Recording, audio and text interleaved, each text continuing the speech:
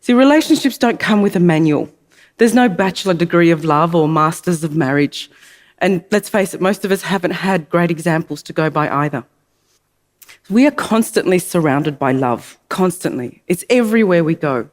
We see it in the movies we watch, the song lyrics that we listen to, it's everywhere. The internet, social media. So it makes us wish for it. We live for it, we long for it.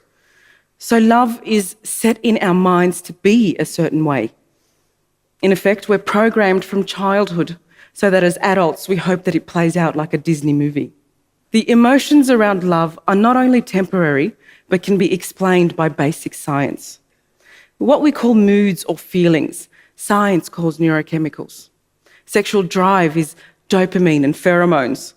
Romantic love is oxytocin and serotonin, and once attachment kicks in, it's bye-bye sanity. The social conditioning of love is now also a global problem. 50% of marriages are ending in divorce. Divorce is costing the Australian economy $14 billion a year. In the US, it's $112 billion a year. Workplace productivity decreases significantly when there's problems at home. That in turn affects the economy. And those same problems contribute to what the World Health Organization states is going to be the leading cause of disability worldwide: depression. The failure of love in itself is a multi-billion-dollar industry.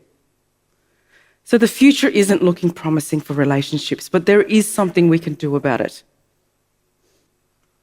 The foundations lie in reverse engineering what Jung calls the shadow and what ErIQ calls the body armor. The shadow is that unconscious, deeper part of yourself that still holds onto past memories, resentments, disappointments, mistakes, and failures that in turn become part of your current attitudes and behaviors in relationships.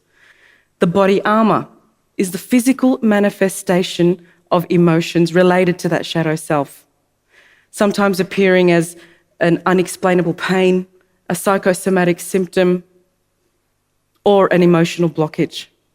Now, these advanced levels on the erotic IQ spectrum is a type of symbiosis.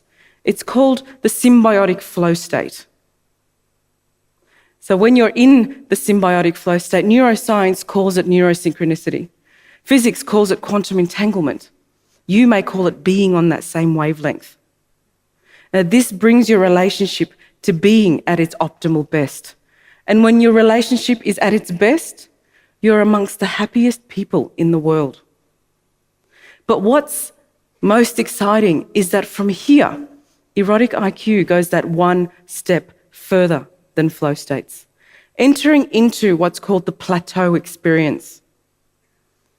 The plateau experience, as coined by Maslow, and Maslow called it a transcendent state which is always turned on.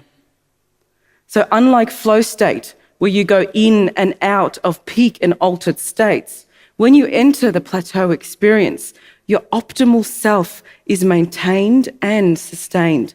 And when synchronized in with your partner, your relationship lifts up to be at its supreme best. The neuroplasticity of the brain means that identity is not hardwired. We can take the plunge into mastering this human potential. We can make a change. We can evolve our relationships to be at its supreme best. So let's biohack into our own biotechnology and bring our relationships to be successful once again. Let's do this for ourselves. Let's do this for the future generations. Let's do it for the world. Because erotic IQ has never been as important or as needed as it is today.